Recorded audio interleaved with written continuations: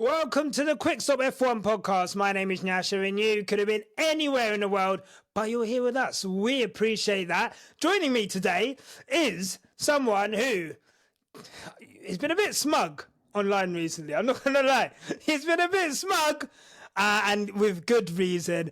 It is Pissed Off Fragger and, as you can guess, McLaren Fan TV Zone. Mahad, welcome to the show. I love the round of applause. I don't get that on any other show. It's nice, isn't it? Yeah, it's been a sweet life as a McLaren fan. It's been all right. 4 out of 5, beautiful. And I guess before we get into that, thank you for watching. Like, subscribe, Patreon's there if you want an ad-free stream. Thank you to the members who support. McLaren, let me ask you a question. Is this season going how you thought it was going to go? Do you know what, yeah? We say this on McLaren Fan TV. It's called #InStellaWeTrust. Right? So when Stella says stuff, he don't say stuff much. But when he says stuff, I listen and I believe him, right? Yeah. So in December, he was like, next season, we're going to try to make next season a little bit more boring. I said, what does that mean? Oh. What does that mean? I said, what does that mean? So the whole of the winter, the winter break is ages. You're like, what does he mean he wants to make the season a little bit more boring? Yeah. What does that mean? Yeah. And then you hear all the stuff about, they're going to make massive technical changes, stuff like that. And they're going to kind of push the envelope rather than sticking with the car last year. It was a gamble. For sure. So we're coming into the season, as a McLaren fan, I'm thinking it's either going to go terribly wrong. Yeah. Or we're going to blitz this, right? Yeah.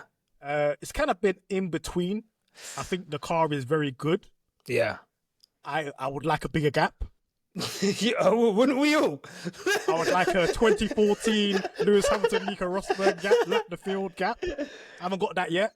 Yeah. But it's adequate enough to, when you think about it, won 4 races out of 5.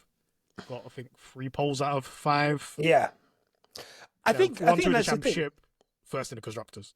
I think that's the thing, isn't it? Like, I think after this triple header, you kind of have a moment to kind of step back, before you're going week to week to week and you're wrapped up in the kind of narratives of each race and so forth. But then obviously, if you're like, say, for example, when you're trading or you're looking at stocks, okay, yeah, this 4-week period might see this, but if you zoom out on the graph, what is it that we're looking at? And what we're looking at is definitely a car which is ostensibly, at most times, let's say 85-90% of the time, the quickest car on the grid.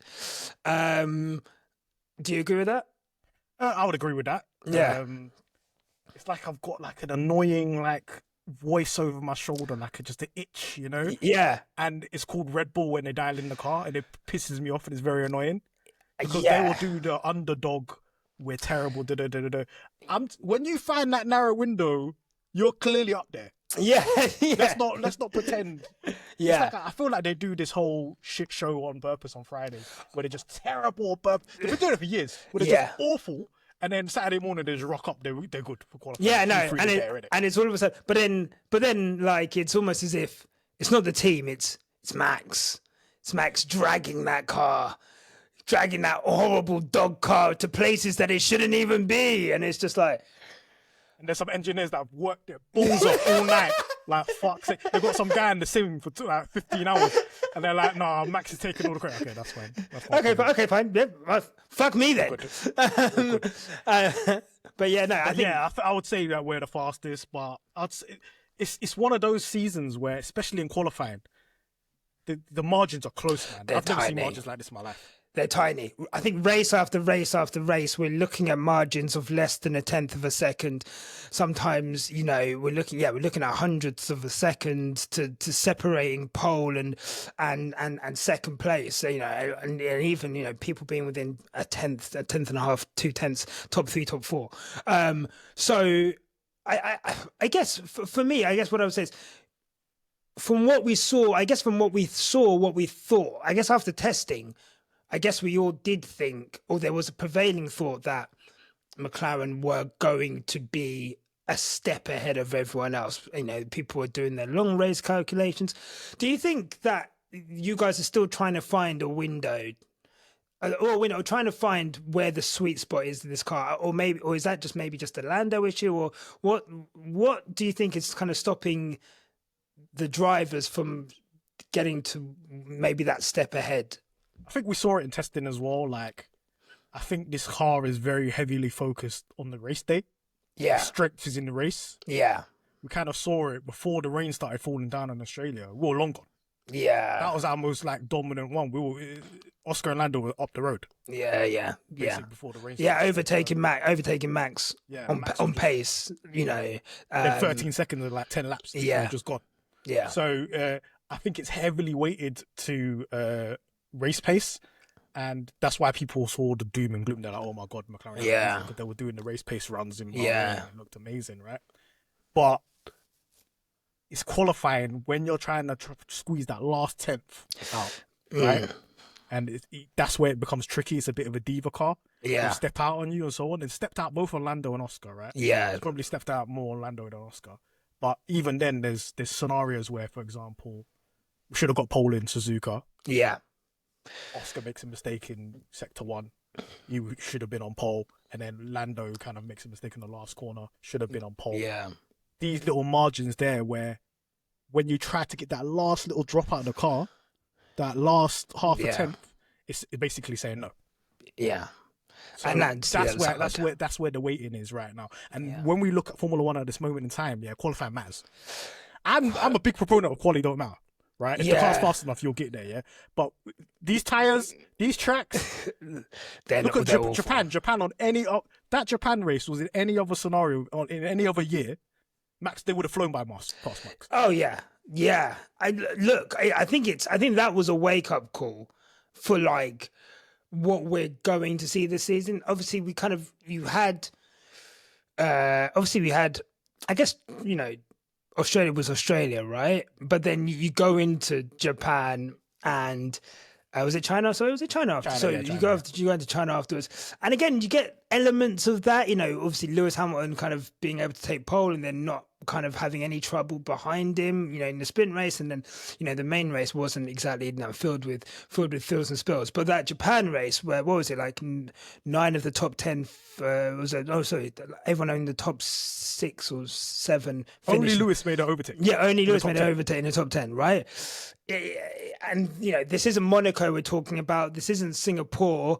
This is ostensibly, you know, a racetrack which is supposed to, you know, where you're supposed to have some element of overtaking, but because of the dirty air and the kind of racetrack it was essentially a procession.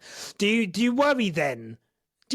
Like about, I guess, with Red Bull being able to maybe they do concentrate on quality a bit more. The fact that Max is able to like drag whatever he needs out of the car.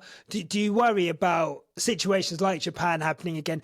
Potentially situations that could have happened in Saudi Arabia happening again. You know, do you worry about McLaren's ability to, I guess, to get those pole positions when needed?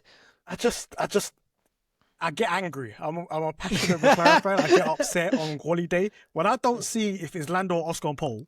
Yeah, I'm like, what are you man doing? You're letting this guy Stappad on your head.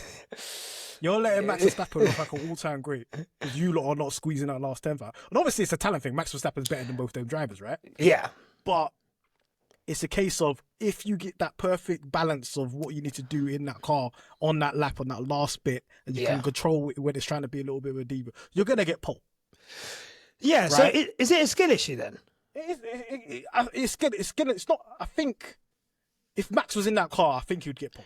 Yeah, because I think 100%. Max can deal with a car that's very, very like, you know, twitchy and stuff like that. And this car is the way it feels, the way it goes about its business in qualifying is very different to last year. Last year, quality was easy for McLaren. Yeah, just do your thing. You saw it. Lando got 8 poles. You could just do your thing. It's gonna do it, right? This year, it's not really like that, right? And they're getting punished for it. They're not really getting punished for it. Yeah, they still won 4 races out of 5. And it's crazy. We're kind of doing our thing. Doesn't feel these like are the situations. Like it doesn't feel that way, right? It doesn't feel but when you like take a step back, yeah, this is domination. If you look at the constructors, No one's near us. No. There's no one's near McLaren. No. So if they're going back to base, they're saying, okay, look, we've done 5 races, we've done our job here. Yeah. We're doing well, but we need to make that gap bigger, especially in qualifying. And at the moment, Oscar's doing the heavy lifting, but even Lando with all his struggles, still second in the championship. So when you take a step back, it looks okay. Yeah, I think that's it. Right? Take a step back, it looks okay. It looks good. It could have not been good in Saudi Arabia. Now, I don't want to relitigate something that has been litigated a million times since last week, but there's been absolute fuck all news. So I don't know what you want me to do. I'm literally trying to squeeze as much as I can out of this lemon. So, but I guess it would be good to hear it from a McLaren fan's point of view. Because of, I guess, the fact that the amount of incidents that happened between Lando and Max last year, and I think there was a rule change as a result of that. We've come into this season and we've had probably our first proper wheel-to-wheel for the lead incident resulting in a penalty that I can remember this season. How do you view that incident? I'm not going to say what I think, but I guess how did you view that first corner incident? I viewed it as, this is what I've seen in the last 4 or 5 years, in the beginning of the Massey era in 2019, right? Yeah. And to me, if you're the inside car, this is acceptable. Yeah, basically. And the way I think it's acceptable is that if it was the other way around, people wouldn't be complaining about this. No. Max was on the inside and Oscar was on the outside and on pole, and that happened, right? Yeah. Do you know what the focus would be on? Why did Oscar have a bad start? He kind of messed that one up. Right? Yeah. Nobody wants to talk about it. It's like the elephant in the room. You know, Max fumbled that start. Well, 100%. Yeah, he did. Well, he was on pole and he got beat and it's not often Max gets beat to the inside off the start line, right? While on pole, right?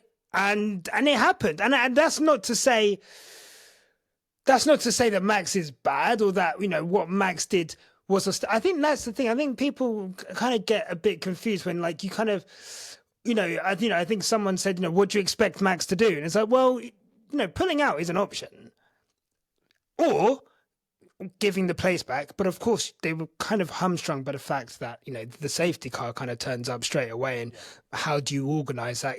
Can you do that during a safety car? It's not, they didn't advocate for it. So I think for me, it's just one of those things where 10 times out of 10, if you try and overtake someone on the outside and you go off track and then you keep that place, you're going to get a penalty. I've struggled to see. I've been watching it like for a week. This has been litigated now. And I'm watching people say, well, Lewis did the same in Abu Dhabi 21. Different track. Number one. You have examples from the race before that. One of the worst races in F1 history in 2021. Yeah. In Saudi. Why don't you cite that? Why are you citing AD for? It's like any they'll try and pull from any other fucking race. Like any other race other than the ones where their driver has been done for like doing the same thing, which is leaving the track and gaining an advantage. I just don't understand. Oscar made the corner, right? You look at, I think some of them have tried to say Mexico last year, where Max was on the inside and got penalties, but it was like, I'm pretty sure there was contact made there, and that Lando was ahead. And Lando was there. These are not comparable situations. Do you know what I've had enough of? I had enough of screenshots as well. Can you stop showing me screenshots where video evidence exists? Video evidence exists. Upload the video so we can watch it. I don't need to see a screenshot. Why are we doing frame by frame? This ain't Crime Watch. Show me a video. Show me the video evidence, man. We don't. It's not like there's lack of. No, this is the thing. It's not like you have to have a screenshot. It's not like we're lacking like some kind of video. There's multiple angles of video, but then someone will show you a screenshot and be like, "Well, look at him at this point." It's like, all right, we'll show the frames before that and show the frames after that, and then we can make a decision. I'm not going to make a decision off of a freeze frame. Like, I don't understand. I don't understand where we're going with F1 like these days. Honestly, I've got a problem. Yeah. What's your problem? Is if Max Verstappen did what Oscar Piastri did, right? In the inside, which is kind of just like, okay, I'm just gonna come in here and take this corner. This is my corner, right? Yeah. Right. Just kind of just guide the person out, right?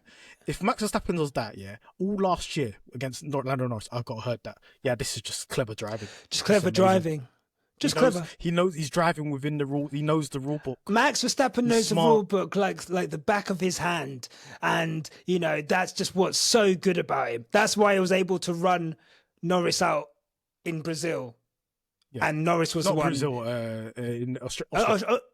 Austin. So that's why he was able to run Lando out in Austin and not get a penalty because he knows the rules. But so that was fine. No one had an issue with that. But now the shoe's on the other foot. And also the rules have changed.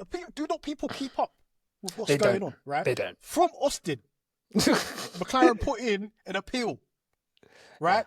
About the Austin situation, right? Yeah. FIA said we will clarify these rules at the beginning of next year. They changed said rules. Yeah. So why are you telling me about last year? Why are you telling me about 2021? That means you're not keeping up. Yeah. You're telling me about 2021. Yeah, we've moved on. Yeah. The rules have changed. Yeah. Read the rules. Engage with those rules. Don't tell me about 2021. Don't tell me about last year. Everything's changed from that point, right? Yeah, yeah. Everybody wants to cite Mexico, whatever. How comes you don't cite the other incident? Well, they're saying, Max got two 10-second penalties. Like, because he was a fucking terrorist. I don't know. No, but everybody talks about the first one. Oh yeah, look, Lando's car wasn't ahead. Whatever. I don't know why Max got a penalty for that. What about the second one? Where he literally just said, "Yeah, fuck it. This is terrorism. I'm doing it. Yeah, I'm not breaking." I feel like I can obviously like. I feel like sometimes I'm right message, wrong messenger, right?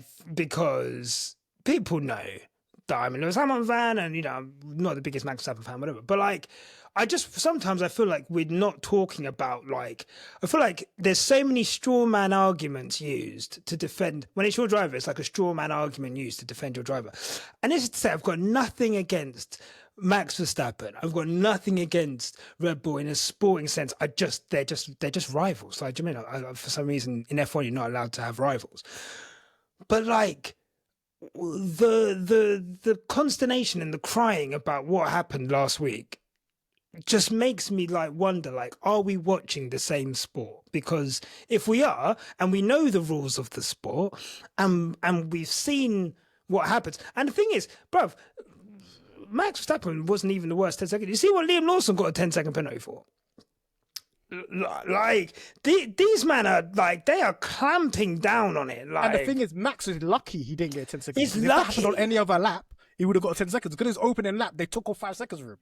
Bro, and he could have still won the race. Like, if there was a bit more pace in that car, or Oscar didn't have the pace that he had in his car, that 5-second penalty could have been rendered pretty much useless if he was able to get a few more seconds up the road than he was before Oscar Piastri pitted. So it was a light penalty that really and truly didn't alter his race from being where he should have been in second place to being in second place. But he could have still got in first. So I don't know. If he just gave the position back, if Jonathan Wheatley's on that wall, he would have gave the position back, told him to give the position back and get him in the pits. Yeah. Because the pace was there, it was comparable. Yeah. If he was just stuck right behind him, you could have done something in the pits. Someone does a quick. I feel like they could have called race control and be like, "Can we swap it behind the safety car?" Like, They could have done that. Like, we've seen cars overtake to unlap themselves. I don't see any reason why, just because there's a safety car, why they wouldn't say, okay, let's just. But they essentially they gambled on being able to get up the road, and then potentially, you know, that Look at how Jonathan Wheatley was moving in 2020. Right, he was moving like the one of the biggest negotiators you will ever see. It was like Suits. It was unbelievable. Man, like Harvey, you know. It was unbelievable what he was doing on the mic with Michael Massey. Right? That's a loss. Because if Jonathan Wheatley's there, that's not happening. It's not happening. You know, honestly, like, he had Michael Massey wrapped around his little finger. He was playing him like a fiddle, race after race after race. He was influencing and so forth.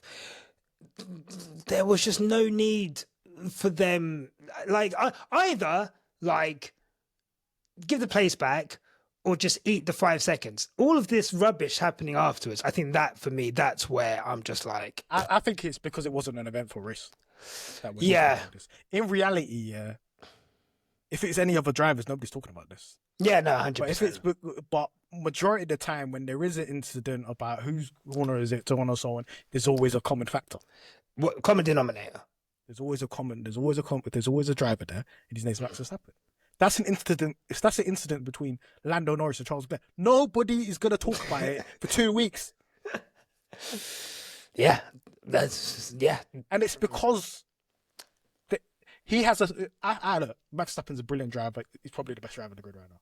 Yeah, 100%. The issue is a portion of his fan base will pretend like nothing's wrong. Yeah. It's the equivalent of seeing a 2-footed tackle in football and saying it's not a red card. Yeah, I actually said the same thing. Where am I going to hear Max Verstappen fans say fairs? Yeah, you know what, like, fairs. You know what, fairs? Like, yeah, you know what? Like, he tried it didn't work. We got to hold that. That's literally all anyone, like, but instead it's like, you'll see it on this video here. Like, Mexico was the most fair situation I've ever seen. It's just fairs. You just tried to murder him in turn 9 after you got frustrated that he tried to overtake you. The audacity of Lando trying to overtake me. Then he tried to kill him in the next corner. This is it. Just say fairs, okay? This is my driver. I accept it. Do you know what I mean? Sometimes this is gonna happen. Something's gonna happen. It's like that is literally. That is something that happens with Max Verstappen 30. You're going to get these brilliant moments, Brazil, Japan pole, etc. And you're going to get incidents with other drivers because what we have seen, look at the penalty points he's got. Unfortunately, there's not been, you know, he has incurred the wrath of the law because of contact and or trying to gain an advantage maybe where he shouldn't have. And that's not biased against him. That's just facts. Look at fucking watch the tape. Like I almost don't know. I'm almost actually scared now. You know what is it? I'm actually scared to talk about it now because you're traumatized. I'm actually traumatized. You're gonna get those people in your comments, right? Like, I'm in a fragile place right now. I just Britney Spears my own head right now. Like, do you know what I mean? I'm not in a place of aggressive racism. I don't want it. I don't need it. Racism, just the subtle one. Right. Quickly. Do you worry for Lando Norris this season? At this moment in time, no. Okay. I think he's still got time to stop the bleeding. If this is still going on at like race 10, then we'll have to talk about, okay, what's going on here. If he slips to 3rd in the championship, 4th in the championship, it starts to become a big gap between him and Oscar, then it might become an issue. But at this moment in time, he's got time on his side. If you're ever going to have a wobble, have it now. In the season, right? Don't have it when you're race 23rd, 23. You're fighting for a championship or anything like that. Yeah. Have it now.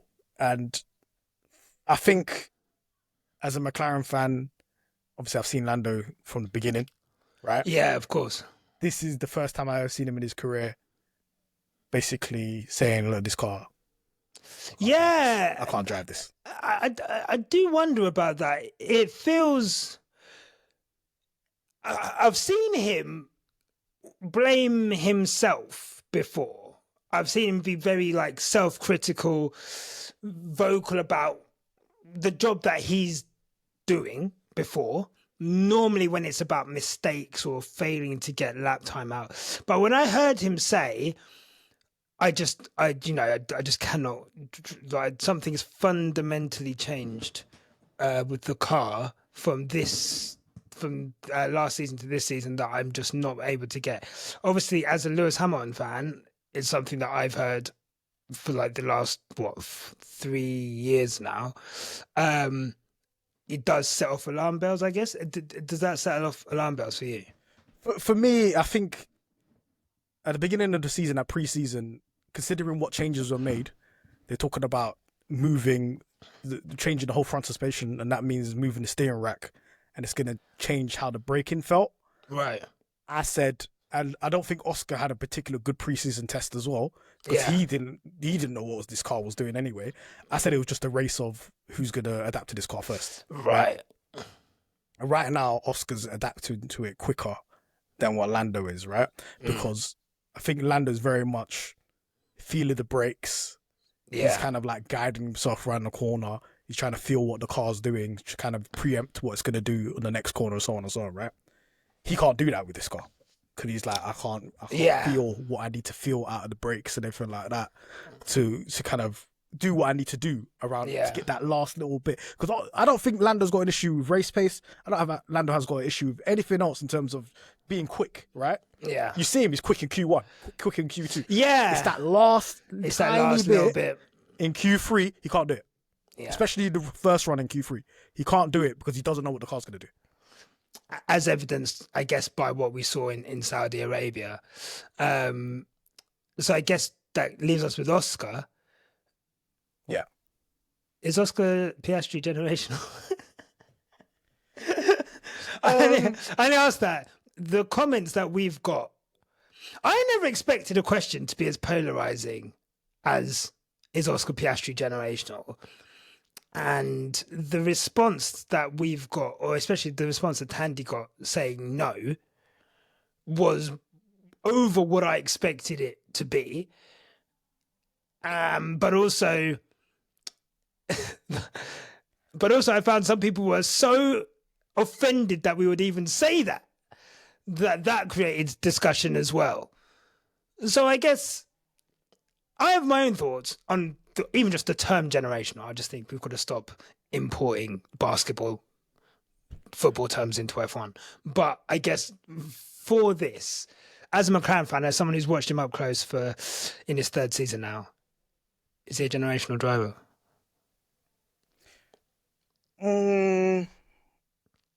Right now, I would say no. Okay. And look, there's a lot of reasoning why, because obviously generational is a specific term of what you think generational, what that term means. There's not a universal term what generational is, right? And I think it will be different amongst different drivers, amongst different fans, because there's people that grew up and seen different drivers, and there's some that only watched Formula One in the last 5 years or so. Yeah. Right? Yeah. For me, I'm a McLaren fan. I've seen some drivers. Right? Yeah.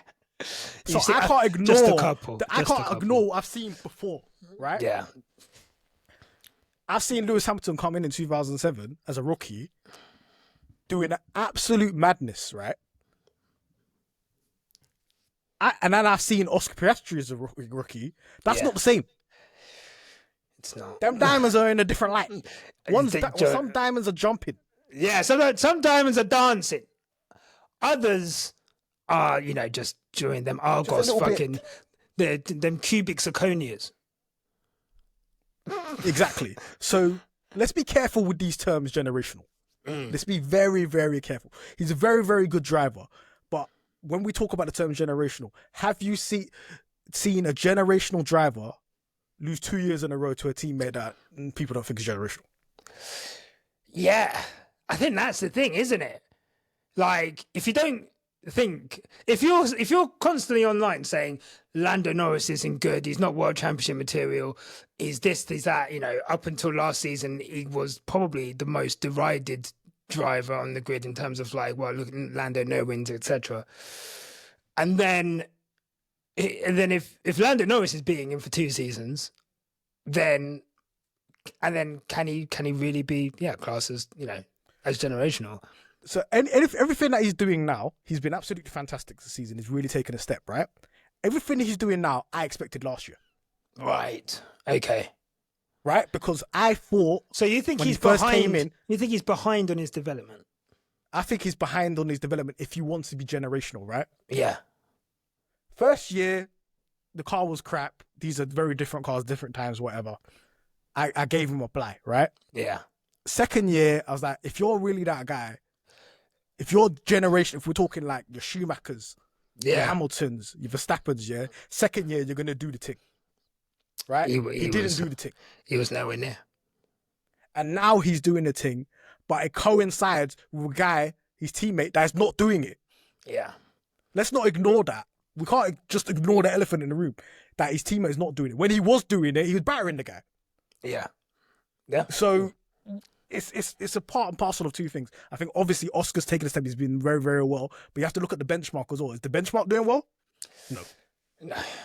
But I guess maybe the benchmark isn't doing well because Oscar's doing so well. I guess someone would argue. Someone would argue. But I think people pay way too much into this psychological thing. When somebody is verbally saying he cannot drive the car, I think you should listen to him. Wow. Same way Daniel Ricciardo was telling me I can't drive the car. I was like, this ain't because Lando's pressuring him. The brother can't drive the car. Right? Yeah. So you have to really listen to what people are saying. Yeah.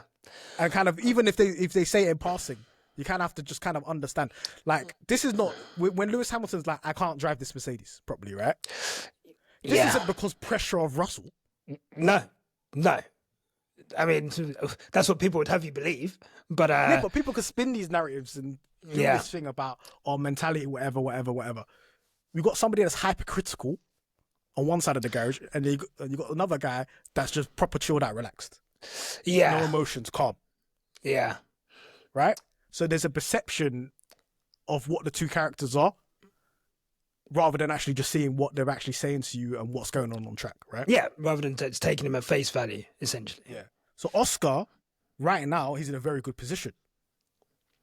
Because if these situations still go on, he has to take advantage of Lando not adjusting to himself to this car and being in the quickest car, right? Yeah. I've got a sample size of 5. Yeah, it's very early still. I need the sample size of 20. Yeah. Before I start saying generational stuff. Yeah. I think for me, if he doesn't win it this season, I don't think I'll entertain it. I said, do you know what I said? Which is so funny, yeah? I said in the off-season, if Oscar don't take the step now, he's never doing it. Yeah. Because I can't be having people telling me, he's going to make the step in year 2. And then over the winter, he's going to make the step in year 3. He had to do it this year. Yeah. There's no making step in year 4. Yeah. Well, and look, he's got the big bucks now, Yeah. What do you make of that? Let's say Verstappen leaves. Yeah. It's quite obvious that Red Bull are going to come sniffing around for one of your drivers. Yeah. What do you make of that? Who would you let go? I know it's like choosing between kids, but do you know what? It's weird because I don't have an attachment to either of these drivers. Yeah, I know. You're just like the quickest These men are employees, isn't it? Yeah. Right? What I would expect is Zach to negotiate the best deal. Yeah. In terms of release, right? Yeah. If they're saying, we'll pay X amount for Lando and it meets that threshold, then pay for Lando. If it says X amount for Oscar, just let it go. Just pay, right? Yeah. So I'm not fussed. Same way I'm not fussed who wins the championship. But for me as a McLaren fan, I've got 2 bites of the cherry. One of you better do it. Yeah. Every qualifying session, every race, I got 2 chances. Don't mess it up. Yeah. One of you man got to do it. I don't even care if the other guy's in P10 or whatever. One of you man better do it. Yeah. No, and they should be. That's the thing. Really and truly, every race, really and truly, they should be doing it. And it feels like driver errors which are costing you being way further in front than you are at the moment. The problem is now, is when it was 2023, when the car wasn't good at McLaren, right? The drivers were in a position of power, right? Yes. I can leave, I can do X, Y, Z, right? Yeah. Now, both Oscar and Lando are like, I need to stay here. This is the best car. So the pressure's on them to stay in that seat, right? Yeah, 100%. So those opportunities at a Red Bull or another team or so on and so on, they're less attractive now. Yeah, no, it's not. They don't want to go to Red Bull. Yeah, no. They're like, that car might not win me races. Yeah. It's insane when you think about it. Remember the chat around around Lando's contract extension? Yeah. And they were like, this is... I've never seen a contract extension so derided in the media when it was so obvious that he was going to sign a contract because, really and truly, like, where is he going to go? But it seems like he made the right decision, right? He stuck with McLaren and he had faith in them, and that faith is being repaid in the car, even if he can't extract it. Although he got semi-close last year, and obviously Oscar, again, one to know his contracts inside and out. He signed on a contract now for multi-year contract. The place to be. I mean, taking away whatever Mercedes do with their engine next year, and I guess we'll see. Do you think that kind of runs into next year, like this pace? Obviously you're a customer team, but obviously you're a customer team who's quicker than the works team at the moment. So do you think that runs into next year with the engine regulations? I think we've proven now that aero-wise we're better than Mercedes. We know what we're doing. We're ground fair. Yeah. Right? If that Mercedes engine says what it says it is, and it's the thing. That's what everyone's saying. Everyone's saying it's the thing. Right, because even now, like, I think when Mercedes negotiated the deal with Zach Brown for the engines, right? Yeah. He's like, I want a place. I want a seat on the board of what any decisions made on that engine. We have to be on the inside. Yeah. Literally. So there's no funny business. You know what I'm saying? Yeah. And even now, Mercedes has got an advantage because they can case it and house the engine better. Because they really want it to optimize. They sell it to you. And you have to build it around that, whereas they're intricately kind of looking at it and fitting it into that's an advantage in itself, right? Yeah. And even then, they're not using their advantage. No, yeah, of course not. At this moment in time, right? So for me, one has to assume that we would still have the advantage next year if the car is good. Could be if the engine is good, I mean. Could be an era of McLaren domination. It could be. This is what the bet is right now. When people think, oh, why did Sainz go to Williams? Because they got a Mercedes engine. Yeah. These people are gambling. They're like, let me just try to get a Mercedes engine. I'm hearing Audi's, their engine's a bit meaty. I ain't trying to be in that situation. Oh, yeah, no, you don't want to be there. You don't want to be on a new engine supplier. And we can't ignore what Max is. People are saying, yo, Max is going to Mercedes. I'm hearing Max is going to Alpine because Alpine's got Mercedes engine. Yeah. He's not staying at Red Bull. I'll tell you that for free. Because what I'm hearing, all this negotiation since post Saudi Arabia has been about engines, and Red Bull specifically lobbying. Oh yeah, for a change of the split between electric and they've been ICE, saying that, and that's for a reason. They've been saying that for God, like a year and a half, 2 years now. Like they've been saying it pretty much since the engine regulations came in. I think from the first time they ran their initial simulations was that essentially, we're going to run out of kinetic energy on long straights, essentially, because, we're not harvesting enough. But they're the ones who've been loudest about that.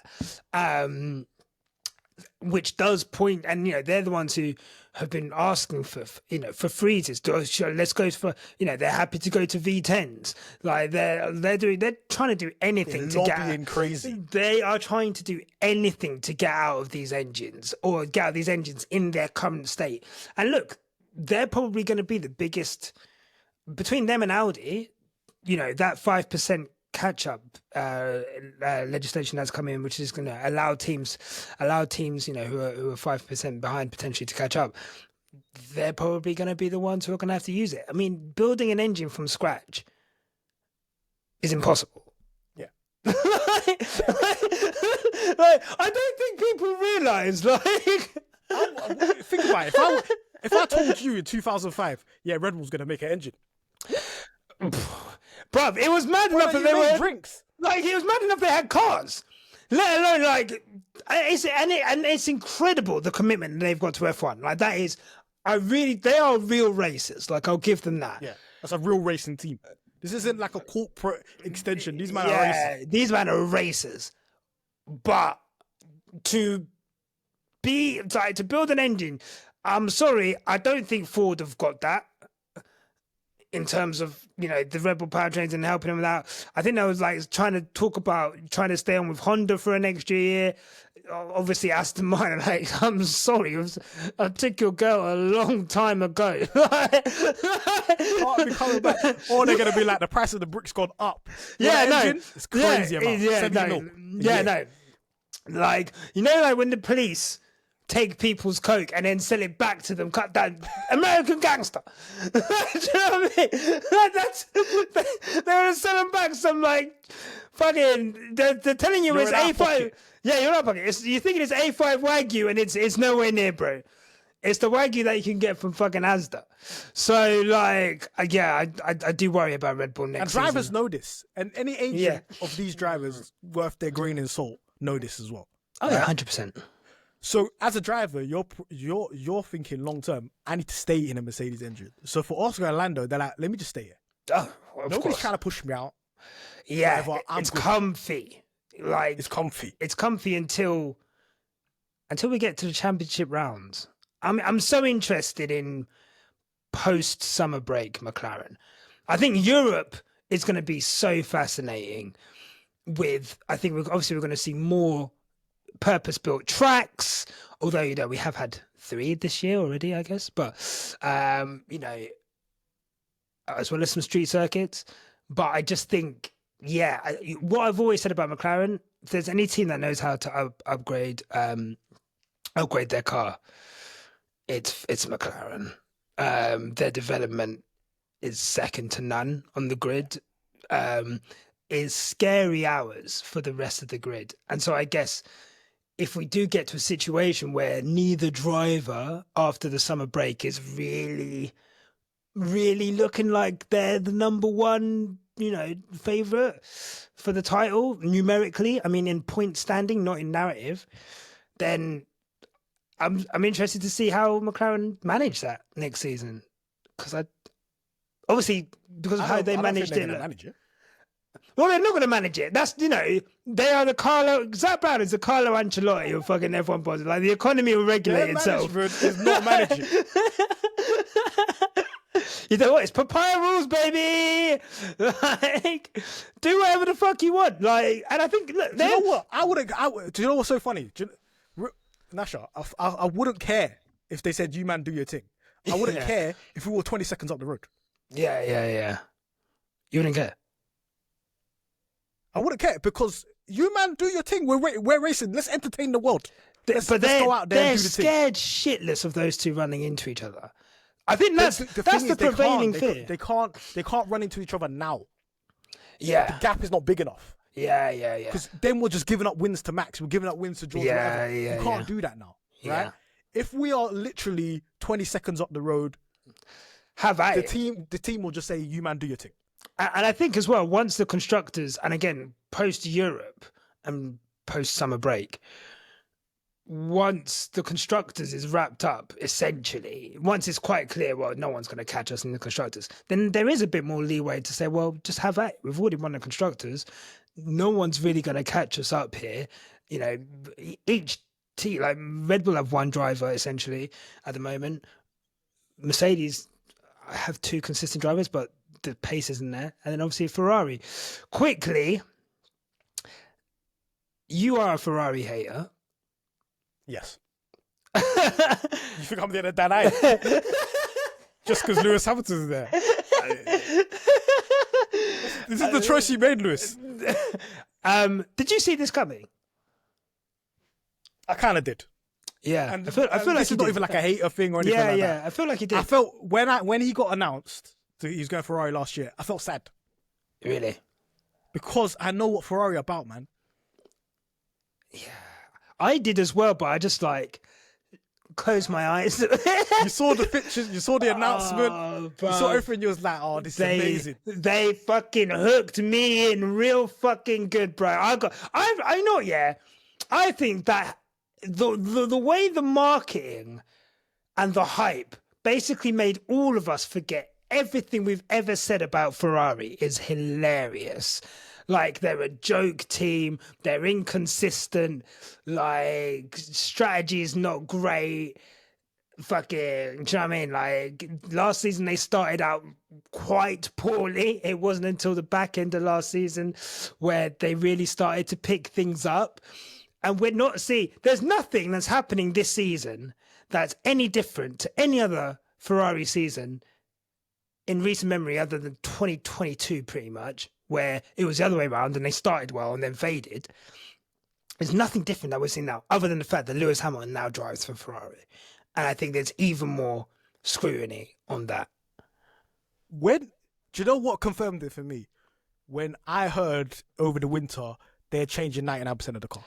That was insane. I said, who taught you that shot? I was like, when did you practice that shot? Because we've seen ground effect with Ferrari, right?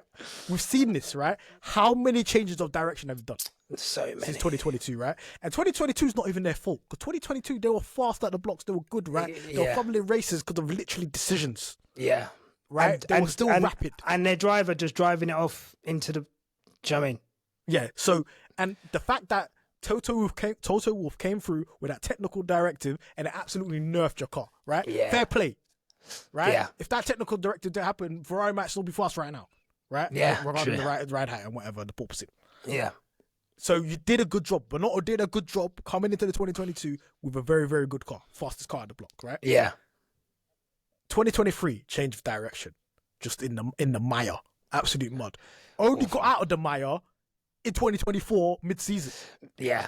Yeah. So look how long it took you. It took you a season and a half to be competent again. The come with a car. So I don't even think it's anything to do with... I think Fred's done a good job coming in there. He sorted out the pit stops. You're the most rapid pit stops I've seen. Big. You know what? To be fair, the pit stops are good. I deliberately left off pit stops. Like, the pit stops are great, especially coming from Mercedes. I'm loving the pit stops. Exactly. But they have not shown me anything in the technical department that they're about this life to be changing 99% of the car. It's like big risk, big reward. Like McLAREN did something like that. They didn't do 99%. They changed it, and even that was risky. But guess what? Every upgrade they slap on the car works. So I trust these guys. Yeah. I don't know about you, man. Slapped an upgrade on in Spain last year. You went nowhere middle of the season. I think it went backwards. Like, I actually think that Spain upgrade last year took them backwards, and then they kind of reverted back, and then basically just, it wasn't good. Like, Ferrari middle of the season last year was not good. And then now, I guess, how do you see the Lewis Hamilton situation, I guess? I guess it is a situation, but... If I was advising Lewis, if me and Lewis were sitting down right now having an espresso, and I advised Lewis, I'd be like, forget about this year. Just settle in, think about Ferrari, learn how everything works out, shake some hands, kiss some babies, make some friends there, learn how Ferrari operate, learn how the car operates, so on and so on, and let's just focus on 26, right? That's it. That's it. Because right now, you can't be hoping for miracle upgrades that's going to fling you to the front of the grid. No. It's not going to happen. No. You're getting disqualified for two different technical things because these men are in the mud. Don't think it's anything else but not them man being in the mud. The technical team and everybody else is under pressure. You're putting low fuel in the car, you're underweight in the car, you're doing messing around with the ride height because they have to go to the absolute limits. Yeah. Because they effed up. Yeah. That's literally it. There's no other explanation. And in all honesty, yeah. The thing is, I was ready for this season to be like this. Not like this. I think I'm surprised by it's intense this season. Like, it's very intense, and I guess the results haven't 25 races. And it feels like the most intense Formula One season for like since 21, but for a different reason. It just feels like everyone's just like, everyone wants narrative like now, and it's like with narrative for stories, the stories have got to like, you've got to tell a story, you've got to weave a story, you've got to have a beginning, middle, and an end. And I just feel like after every race we seesawed, like we just go to like the extreme of each fucking narrative. So Oscar Piastri's done great, he's generational. Lando Norris isn't doing as good. His mental health's not in a great place. He's fucked. He's not going to be able to make it back. Might as well crown Oscar Piastri champion now. Max Verstappen does one lap in Japan. Oh my God, it's the greatest thing. That Red Bull is the slowest car on the grid. Blah, blah, blah. Lewis Hamilton is struggling. He's finished. He's washed. Oh, like, I just feel as if, and maybe we don't help, we're content creators. We have to have something to talk about. And of course, you do talk in hyperbole and so forth. But like, it just feels like Chill out. Yeah, relax. Chill out. Even like I know there's like a doomsday type of thing. I'm saying move on, think about 26 or whatever. And I'm thinking that's the best bet to win the championship. I'm not even saying that Lewis is not going to win more races this year. He's going to get a pole or whatever. Yeah. I'm saying good things can happen this year, but the championship thing's done. Right? So let's just think about 26. Charles is going to have an advantage because he's been in the car for how long? He knows the thing. This is just, you have to accept certain things, right? Yeah. We have to be at acceptance stage right now. If you're a Lewis Hamilton there, you have to just accept and see, okay, let's just enjoy ourselves this year. Next year, we're going to do a thing, right? That's how you have to see it, right? Yeah. The season has become so, like you just said, pressurized. People are trying to draw out narratives out of 5 races. Can you chill out? I didn't even draw a narrative after 5 races in 21. Yeah, well, all we know there is was no narrative. There was no narrative. Just chill. But like you just said, like everything's absolute, everything's whatever. Do you know what's so funny? I heard a story just recently, right, about Andrea Stella. Andrea Stella did a debrief and said last year after 5 races we were 99 points behind Red Bull in the constructors. Now we're 99 points ahead of Red Bull in the constructors. Look how last season ended. That's how crazy seasons can change. Yeah, no, really true. Really so that's kind of guarding against complacency. Yeah, McLaren think they're fine and dandy now, but the guy that was 3rd last year won the constructors after 5 races. So Lewis, where he is right now, is not going to be where he is after 24 races. Amen. Fingers crossed. Quickly, Miami coming up. What do you think about Miami? I think I've like grown to like Miami a bit more. It's not my favorite, but it's not my least. Your face. This is where I'm gonna go on a rant of the game's gone. Yeah. Why the hell are we racing in the Miami Dolphins car park? Can we have shame here, man? It's like glamorous. We're just creating stuff. America has how much racetracks? Are you taking the piss? Yeah. Why are we doing this in a car park of an NFL stadium? Do you know what I love about Miami? Do you know what makes me enjoy it? On that note, is that like they came out and they were like, "This is gonna be the glamour race, Miami," and then you get there and it's like Fire Festival. Like, do you know what I mean? Like, it's just like wings, like $800, $800 tacos. There's a mermaid in a pool surrounded by 10 topless, chubby, middle-aged white men. like it's a corporate event. It's a massive corporate event, and you know what? And then they've kind of slyly moved it to be like, oh, it's not glamorous. It's camp. This is the camp F1, and like that's fine, but because then you go and spend like fucking nearly £1 billion creating Vegas. And that's the glamour event. That's your Monaco. That's where the celebrities are going. That's where they're going. Like, they don't give a fuck about Miami anymore. So I think for me, it serves its purpose. I think they say the business is done there now. It's the corporate race. It used to be Monaco. Now it's Miami, which shows the growing power of America in F1. But as a spectator, I hate races where they're like, you have to be there to experience it. For it to fit. I've been to races. You don't have to be there. I feel like I knew what was going on in the race more when I wasn't at the race than when I was at the race. I'm telling you now, I'll put it out there. I think F1 might be one of the only sports that is better at home. Like, respectfully. Like I'll go to races, but like some circuits are great, some circuits are value for money, but just like watching a big screen, having a commentator with the commentators behind the big screen, and you're looking at your phone for stuff, and you just and I don't know, like I'm just saying, I don't think I would pay all the money to go to Miami to experience like $800 chicken wings, and I know that's corporate, but like in Austin, I'll never forget this. It was fucking $16 for a slice of fucking pizza, bro. And that was in 2023, for fuck's sake. Imagine what that's going to be now. At least $20. They need to get rid of this race. Yeah? I'll keep it real with you. 100. Yeah? Just get rid of it. There's 5 races I'm just eyeing up, like. Name him. Name him. Let's go. Let's go now. Name him. 5 races that I've got. Name them all. Oh, yeah. We'll do one each. Miami. Yeah. Okay, go. Okay, I'll say Miami first. Go on. Monaco. Get it gone.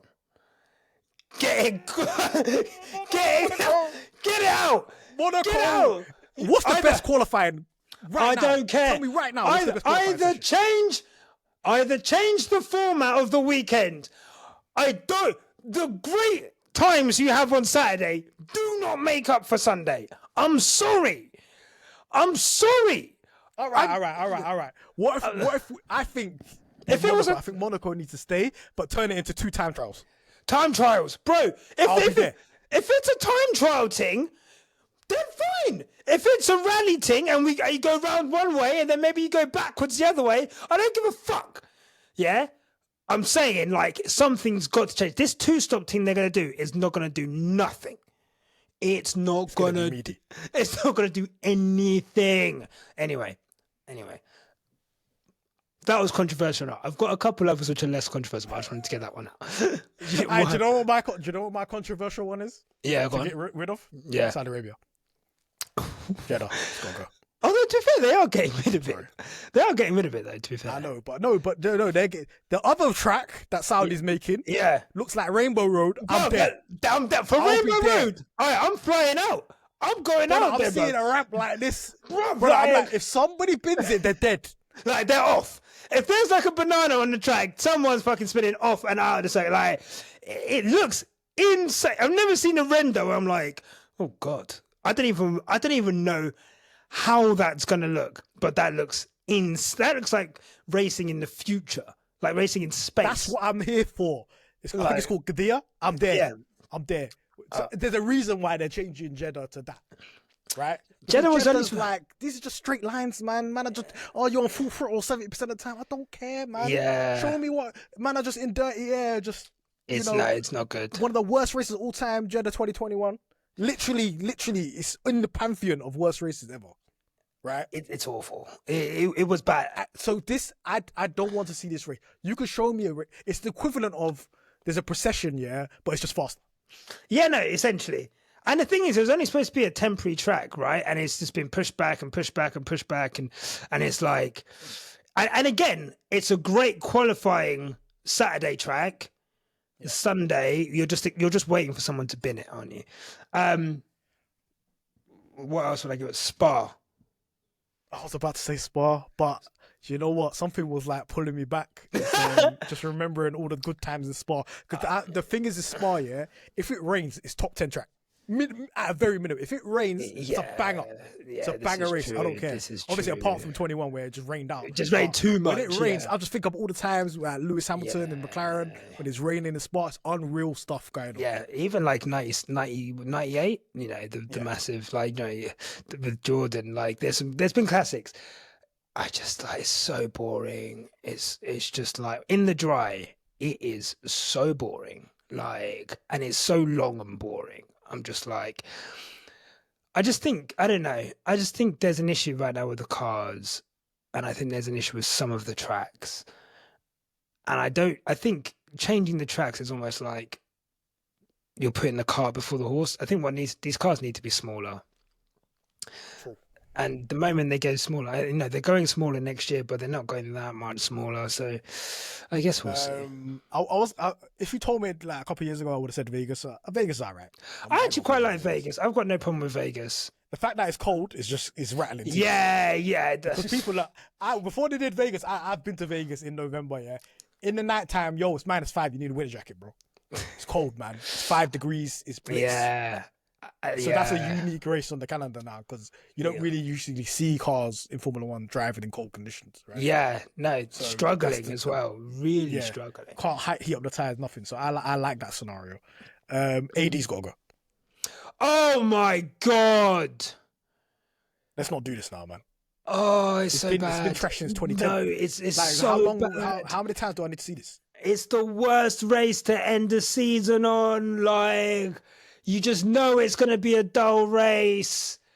Oh, it's so bad. It's so bad. They try and freak it with the dusk till nighttime thing, and it's just like, not for me.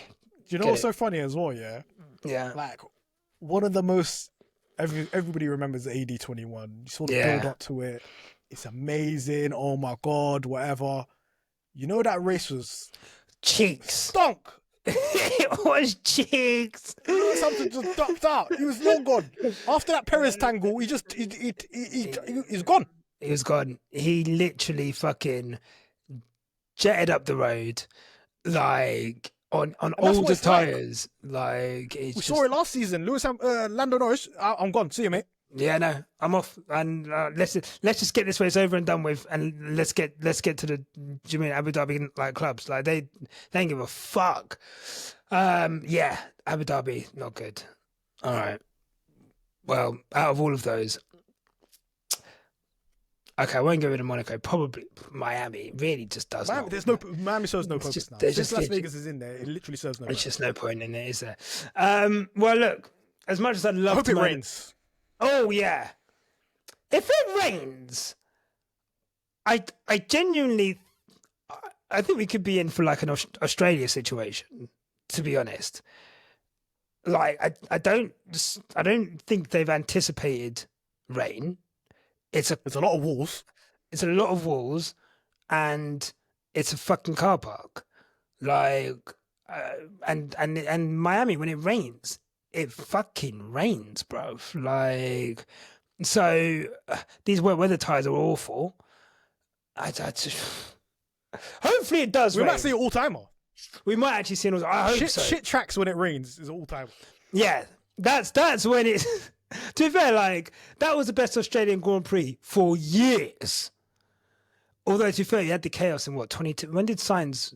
Was it? Yeah, last year actually. No, that was only because there was a red flag at the end. And restart and everybody was just driving needy. Yeah, that was the only reason. The rest of that race was a stinker. Australia's not great, but then obviously crash bang wallop. So hopefully we see something the same, but something that hopefully steers. Hopefully McLaren come through unscathed and Lewis Hamilton, please.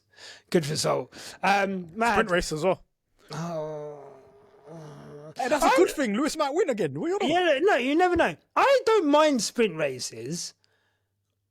I'd rather sprint races than practice. I'll be honest. Like, as a spectator, I like sprint races are bad. Like, there is no point in a sprint race, especially with these regulations. Like, there's no jeopardy. There's no jeopardy. I liked sprint races. In 21, when it set qualifying, it sets the grid. Yeah. But then like sprint quali, man's in meetings. Why am I watching? Why sprint quali on at 3 p.m. on a Friday? Are you taking a piss? Yeah, no, it's and the thing is as well, it's like, okay, well now I've just seen what the first stint of the race is going to look like tomorrow. Like, do you know what I mean? If there's jeopardy there. Yeah, no. This sets your grid. If you have a stink in the sprint race, you're finished. Why can't we have reverse grid? Like, I don't understand. Like, well, it makes F2 exciting. You see random winners all the time. Yeah, like just reverse why the can't fucking we see grid. like a Hulkenberg wig in a sprint Like, race? do you know, like, and imagine the stories that you get out of these things with like a reverse, or at least like reverse the top 10 or something. I don't know. Like, remember when Magnussen got pole? Everyone loved it. Oh my god! Like, do you know what I mean? Story of the season. People are started crying on pole, guys, even though he got dunked on. Like, why not have that? For me, let's mix it up with the sprint races. But look, Stefano, he wants that guap. He's saying 6 this year, we could have even more. We could have 9, we could have 12. We're going to have like MotoGP, every race is a sprint race. Bruv, bro, I want to be like, I'm tired, boss. I'm tired. I can't do this. Oh my God. He wants that money so bad. Like, and fair play to him. Like, I mean, as a viewing experience, I get practice. But I don't like practice when it's like a night race and then they're rolling around at 2 in in conditions that are like, what's the fucking point? What? This is not representative. No, it's not representative. Like, do you know what I mean? Like, we might as well just have a sprint races. So night races. Practice two is the most irrelevant session in Formula 1 history. It's just pointless. No, practice 1. I mean, not practice 1, and practice, and sometimes practice 3 on night races as well. Like, what's the point? I think they should do something. I think we only need 1 practice session, but like maybe one practice session, hour and a half, maybe. But I feel like it's better when teams have got less time to prepare. Yeah, I think that's it. It's just when they've got less time, less data, we all see what happens in those circumstances. It mixes things up. And I just think, especially a season like this season where maybe it's difficult to overtake, those little differences in setup and not knowing are the things which will be able to create overtakes on track rather than relying on strategy. Yeah. Oh, God. Well, look, I'm going to call it there. It's been an absolute pleasure. Where can people find you? Find us on all platforms, YouTube, Twitter, Instagram at pitstopfracas. Yeah. Episodes every Sunday or Monday. And catch us every Tuesday after the sprint race, after the race weekend. After the race, yeah. McLaren Fan TV, me and Peter on Pole, where we talk all things McLaren. So check us out on YouTube.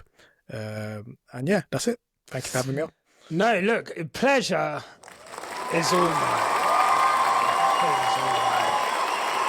mine. Make sure you go check those guys out. Really, really quality content. And thank you for watching. If you're watching, give us a like, subscribe to the channel. If you're an ad-free stream, the Patreon is there. And if you want to support, there's memberships. I'll see you. I am going to the Philippines this weekend. So, trying to watch the Miami Grand Prix I've got a 15-hour layover in China. So I'm going to be watching the fucking Miami Grand Prix in China. And then I'm in Manila the next day. I don't know how it's going to work. I think it might be in the morning for you. It's going to be like 3. Because when I was in the 1, 2 when in I was morning, in Southeast Asia, NBA games are on at like 11 a.m. Yeah, I think it's like 8 hours difference or some shit. So I think I'm going to be like 3, like maybe, I don't know. Like going out there, you're going to feel for those people when they have to watch F1 races. Yeah, no. I was out there watching last year and I was fighting for my life. 1 a.m. races is peak. I thought I'd escaped it with the beginning of the season and now I've gone straight back into it. So I'm going to try and do a Nyasha's notebook from like fucking China and Manila. We'll see how it goes. But until then, thank you for watching. Keep it on the black stuff. All of them things there. Take care. Goodbye.